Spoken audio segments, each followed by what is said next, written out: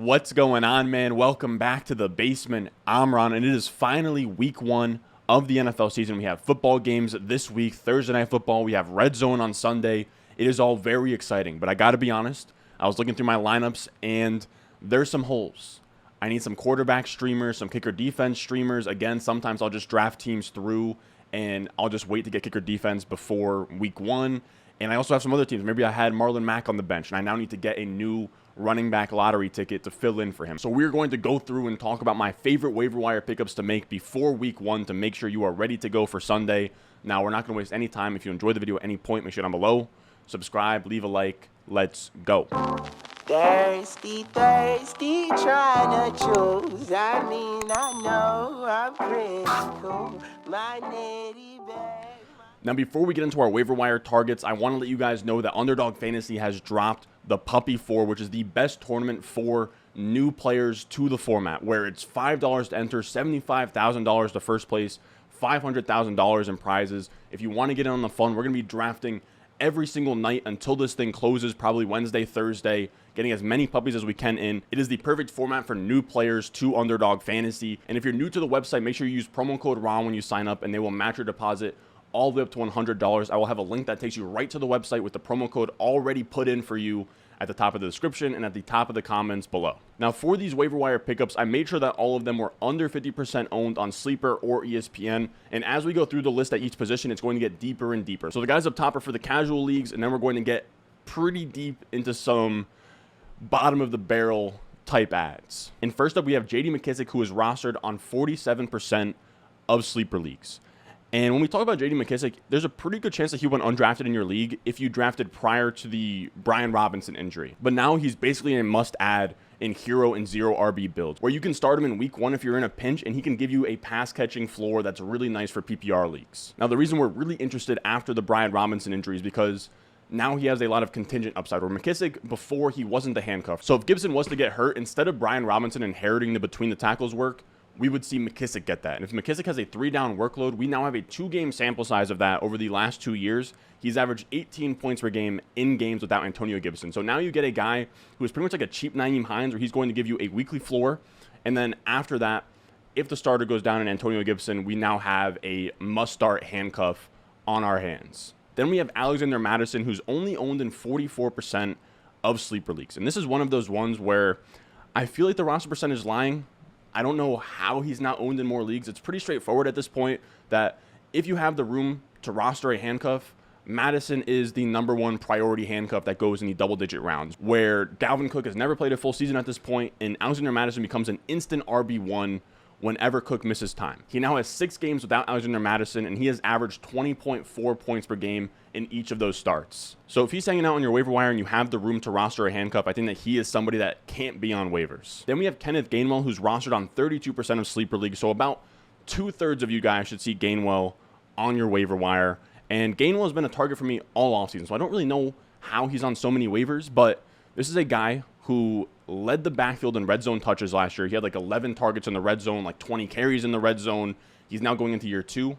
He should see more volume. He's going to be the clear passing down back, which is great because now we have a role with Kenneth Gainwell where he's not going to get a ton of volume, but it's going to be good volume, where he's going to get most of his volume either in the red zone or in the passing game. That's what we want. And then you also have the upside handcuff part of things, where Miles Sanders seems to be on track for week 1, but he had a hamstring injury in early August. It kept him out until just recently. We could see it flare up again. Maybe he's inactive for week 1. And if not in week 1, we've seen Miles Sanders miss 4 to 5 games in each of the last 2 seasons.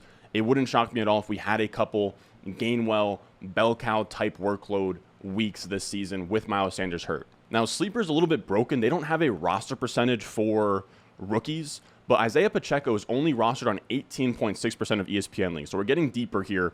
And there's a good chance that if you drafted before the Pacheco hype train that was like mid to early August, that he should be on waivers. And pretty much what it comes down to is he's a 12th round pick on Underdog. Most home redraft leagues, or just redraft leagues in general, are 14, 16, 18 rounds. So just given off principle, if he's on your waiver wire, you should be grabbing him, picking him up, and just storing him on your bench. And I think he's a great add in the sense that you can just roster him for week 1, see if he pops right. He's been getting buzzed all offseason. He's ahead of Ronald Jones on the depth chart. All you need is literally any flash of that 4.3 speed. He could get a lot of hype heading into week 2, be one of the main waiver wire ads that week. Then we have Mark Ingram, who's only rostered on 12% of sleeper leagues right now. And this is for any of my 0 RB bros out there that find themselves in a hole.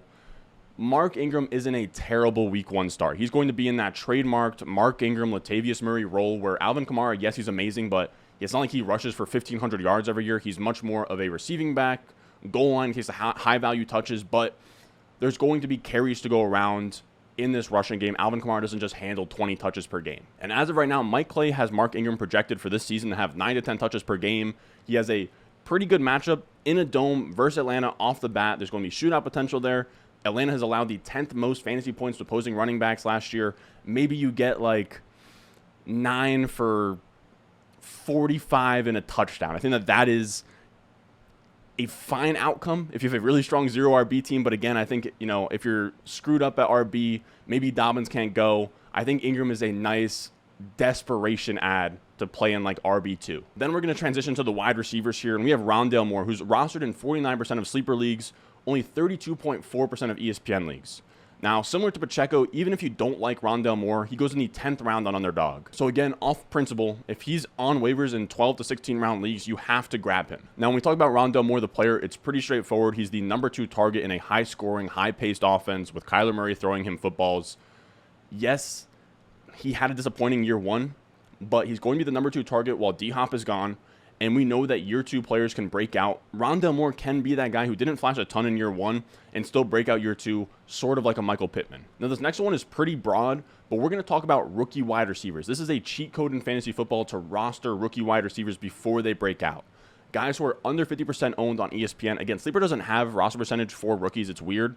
But Wan'Dale Robinson, Christian Watson, Jameson Williams, Jalen Tolbert, all under 50% owned on Sleeper. Last year, we saw a guy like Rondale Moore, who wasn't even that great in the first few weeks, blow up and become this huge waiver wire ad. You probably could have flipped him for a good chunk of change. We want to, in terms of picking up players before week 1, we want to be the guys that already have the hottest week 2 waiver wire pickup on our roster.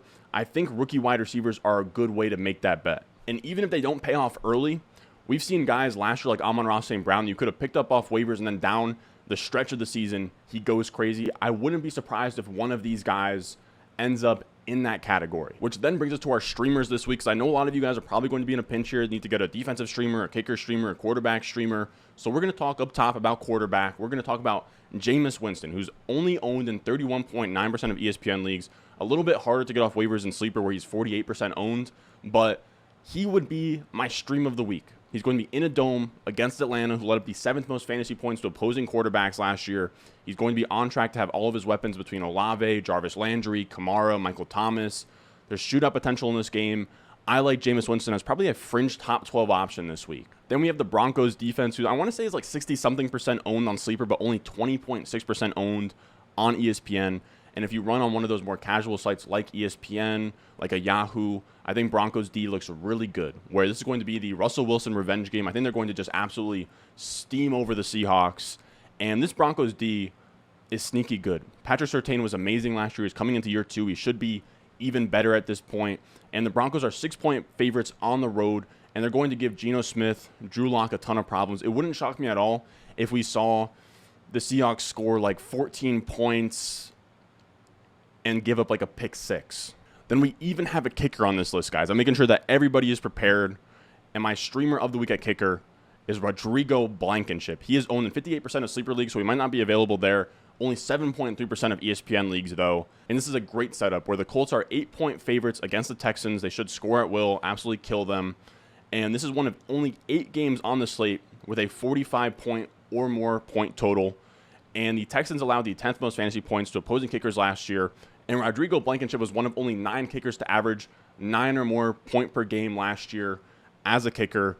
He's in a perfect spot here. He slept on because I think he only played 5 games last year, so he's a little bit more under the radar. And I also want to say from this game where it's Colts versus Texans, I think Matt Ryan is a great sleeper as well if you're in a deeper league where Jameis Winston isn't on waivers. Now that's going to do it for us today. Again, the Puppy 4 is out. Please make sure you check it out before everything closes by like Wednesday, Thursday. You're going to want to get some best ball teams in to make sure that you have something to follow along with as the season goes. These aren't teams you have to manage, and you can just, send out $5 lottery tickets for a big $75,000 first place prize. Again, if you haven't checked out Underdog Fantasy, I'll have a link in the description and a link at the top of the comments that will bring you straight to the site with my promo code Ron. And when you enter promo code Ron, you get up to $100 matched on your deposit from Underdog. Now, if you enjoyed the video, make sure you're down below, subscribe, leave a like. We're at like 18.2 thousand right now. I'm not going to say 20,000 for week 1. There's no shot, but you guys are killing it. I appreciate all the love that you guys have shown. And as always, I will see you guys in the next one. I got the juice, I got the juice. Channel, Chatham's on. Foolies glad I'm home. Even my haters kinda glad I'm on. Rest in peace to my vagabond. Rapper song, singer, suspended, subpoena from Mr. Me.